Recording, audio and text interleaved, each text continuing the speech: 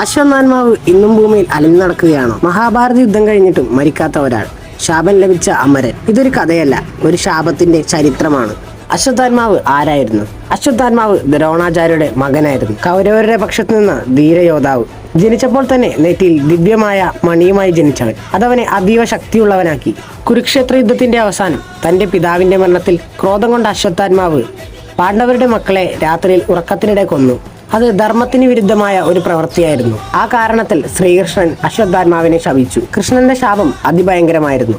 നീ ആയിരക്കണക്കിന് വർഷങ്ങൾ ഭൂമിയിൽ അലഞ്ഞു നടക്കണം. നിന്റെ നെറ്റിയിലെ മണി നഷ്ടപ്പെടും. നിന്റെ മുറിവൊരിക്കലും ഭേദമാകില്ല. ലോകം മുഴുവൻ നിന്നെ ഉപേക്ഷിക്കും. അശ്വത്ഥാത്മാവ് അമരനായിരുന്നെങ്കിലും ശാപിതനായി. ഇന്നും ചിലർ പറയുന്നു, ഹിമാലയ മേഖലയിൽ കാടുകളിൽ ഒരു വിചിത്ര മനുഷ്യനെ കാണാറുണ്ടെന്ന്. നെറ്റിയിൽ മുറിവുള്ള ഒരാൾ. അവനാണോ അശ്വത്ഥാത്മാവ്?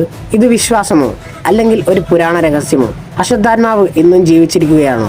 നിങ്ങളുടെ അഭിപ്രായം കമന്റിൽ പറയൂ. മറക്കാതെ ചാനൽ സബ്സ്ക്രൈബ് ചെയ്യൂ.